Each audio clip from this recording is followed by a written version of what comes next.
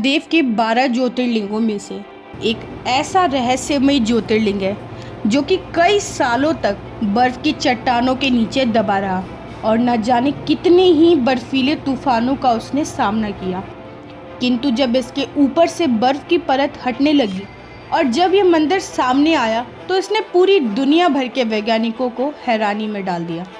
क्योंकि यदि हम वैज्ञानिकों की माने तो कोई भी इमारत बर्फ के अंदर 100 से 150 सालों से ज़्यादा नहीं टिक सकती, किंतु जब बात देवों के देव महादेव की हो तो हर असंभव संभव में परिवर्तित हो जाता है। इस मंदिर के बारे में ऐसा कहा जाता है कि ये मंदिर 400 सालों तक बर्फ़ की चट्टानों के नीचे दबा रहा, किंतु इतने सालों तक बर्फ़ के नीचे दबे रहने के बावजूद इसे कुछ नहीं हुआ। ये मंदिर है भगवान महादेव के सम्मान में बना केदारनाथ ज्योतिर्लिंग। देवभूमि उत्तराखंड, जो अपने विख्यात मंदिरों के लिए जाना जाता है, 4 धाम से लेकर पंच प्रयाग तक सभी उत्तराखंड में स्थित है। और ऐसी मान्यता है कि यहाँ पर देवताओं का वास है, इसलिए इसे देवभूमि उत्तराखंड भी कहा जाता है। उत्तराखंड के रुद्रप्रयाग जिले में हिमालय की गोद में स्थित केदारनाथ ज्योतिर्लिंग महादेव के 12 ज्योतिर्लिंगों में से एक है, जो हिमालय की चोटी और बर्फ से ढकी पहाड़ियों के बीच स्थित है। केदारनाथ धाम एक ऐसा स्थान है जहां हर शिव भक्त जाने का स्वप्न रखता है। केदारनाथ धाम पहुंचने का मार्ग यदि कठिन है तो उतना ही मनमोहक भी है। प्राकृतिक झरने और पहाड़ों की खूबसूरती के साथ बर्फ से ढकी पहाड़ियों के बीच स्थित केदारनाथ धाम शिव भक्तों के लिए सबसे पावन स्थान है। यूँ तो आपने केदारनाथ ज्योतिर्लिंग के बारे में कई सारी कथाएं और कहानियां सुनी होंगी, किंतु आज हम अपनी इस वीडियो में आपको केदारनाथ ज्योतिर्लिंग से संबंधित कुछ ऐसे विषयों के बारे में बताने वाले हैं जिसे सुनकर आप हैरान हो जाएंगे। नमस्कार, मेरा नाम है जितिका झा और मैं स्वागत करती हूँ आप सभी का अपने इस YouTube चैनल पर। सबसे पहले बात करते हैं आखिर इस मंदिर का निर्माण कैसे हुआ और हमारे ग्रंथों और पुराणों में इस ज्योतिर्लिंग से संबंधित क्या कहा गया है। केदारनाथ मंदिर के निर्माण को लेकर वर्तमान में कई सारे कयास लगाए जाते हैं, जैसे कि केदारनाथ मंदिर का निर्माण किसने करवाया, कब करवाया, इसके बारे में बहुत कुछ कहा जाता है।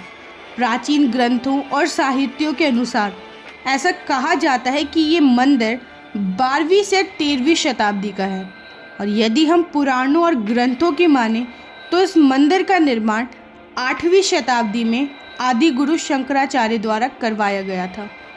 केदारनाथ मंदिर हिमालय की खूबसूरत वादियों के बीच एक 6 फीट ऊंचे स्क्वायर शेप के चबूतरे पर स्थित है। केदारनाथ मंदिर के गर्भगृह के भीतर एक त्रिकोणीय आकार का शिवलिंग स्थित है, जो कि शिव भक्तों द्वारा केदारेश्वर महादेव के रूप में पूजा जाता है। और ऐसी मान्यता है कि इस मंदिर की रक्षा स्वयं भगवान काल भैरव जी के द्वारा की जाती है। केदारनाथ मंदिर की कहानी धार्मिक ग्रंथों और पुराणों में वर्णित है। जब महाभारत युद्ध हुआ था तो युद्ध के पश्चात पांडवों पर भातृ हत्या का पाप लगा था, जिस कारण सभी पांडव आत्मग्लानि से भर गए थे और उन्होंने अपने इस पाप से मुक्ति के लिए भगवान श्री कृष्ण की शरण ली। तब भगवान कृष्ण ने उन्हें महादेव की आराधना करने का सुझाव दिया, किंतु भातृ हत्या के दोष के कारण भगवान महादेव भी पांडवों को क्षमा नहीं करना चाहते थे। जब सभी पांडव अपनी धर्मपत्नी द्रौपदी के साथ भगवान महादेव की खोज में निकले तो वो जिस स्थान पर जाते थे महादेव वहाँ से चले जाते थे, क्योंकि महादेव ना उनके सामने आना चाहते थे और ना ही उन्हें क्षमा करना चाहते थे। इसके लिए पांडवों की नज़रों से बचने के लिए महादेव ने जब एक बैल का रूप धारण कर लिया और बैलों के झुंड में महादेव छिप गए। जब पांडवों को उस झुंड पर संदेह हुआ तो भीम ने अपना विशाल रूप धारण करके अपने दोनों पैर पहाड़ियों पर फैला दिए परंतु जब सभी बैल भीम के पैरों के बीच में से निकल गए, किंतु उसमें से जब एक बैल ने ऐसा नहीं किया, तब भीम को उस बैल पर शक हुआ। भीम ने उस बैल को पकड़ने की कोशिश की तो उस बैल का सर धरती में समाने लगा। तभी ठीक उसी समय भीम ने उस बैल को पीठ पर बने एक कुबड़ को पकड़ लिया। पांडवों की इस वास्तविक भक्ति को देखकर भगवान शिव अत्यंत प्रसन्न हुए और उन्हें दर्शन देकर उन्हें पाप से मुक्त कराया। ऐसा कहा जाता है कि स्वयं भगवान महादेव ने ही पांडवों को स्वर्ग जाने का रास्ता भी बताया था। उसी दिन से भगवान शिव को बैल की पीठ पर बने कुबड़ के त्रिकोणीय आकार के शिवलिंग के रूप में पूजा जाता है। ऐसा कहा जाता है कि भगवान शिव को ढूंढने के क्रम में हिमालय में जिन 5 स्थानों पर पांडवों को भगवान शिव के जिन 5 अंगों के दर्शन हुए, वहां पर पांडवों द्वारा भगवान शिव के मंदिरों की स्थापना की गई। केदार घाटी में स्थित होने के कारण ये 5 स्थान पंचप्रयाग के रूप में जाने गए। वो 5 स्थान हैं जहाँ पर उस बैल का मुख गिरा था, वो रुद्रनाथ के रूप में जाना गया। जहाँ पर उसकी भुजाएं गिरी वो स्थान तुंगनाथ, जहाँ पर उसकी नाभि गिरी वो मध्य महेश्वर महादेव, और जहाँ पर उसकी जटा गिरी वो कल्पेश्वर महादेव। इस तरीके से रुद्रनाथ, तुंगनाथ, कल्पेश्वर महादेव, मध्य महेश्वर महादेव और श्री केदारनाथ ज्योतिर्लिंग, इस प्रकार पंचप्रयाग का निर्माण हुआ। 5 केदारों में प्रथम केदारनाथ है, जहाँ सर्वप्रथम पांडवों को भगवान शिव के धड़ के दर्शन हुए थे। केदारनाथ मंदिर के दर्शन के लिए लोगों को एक तय समय का इंतज़ार करना पड़ता है, क्योंकि शीतकाल में केदारनाथ घाटी बर्फ़ से ढक जाती है। भयानक बर्फबारी के चलते यहाँ पर जाना कठिन होता है, इसलिए ये मंदिर वर्ष के 6 महीने भयानक बर्फबारी के चलते ये मंदिर बंद कर दिया जाता है।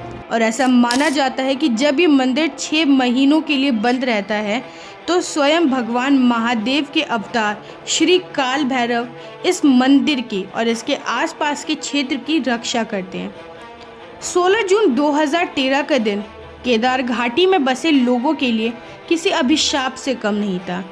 उस दिन केदार घाटी में आई भीषण बाढ़ ने हर जगह तबाही मचा दी थी।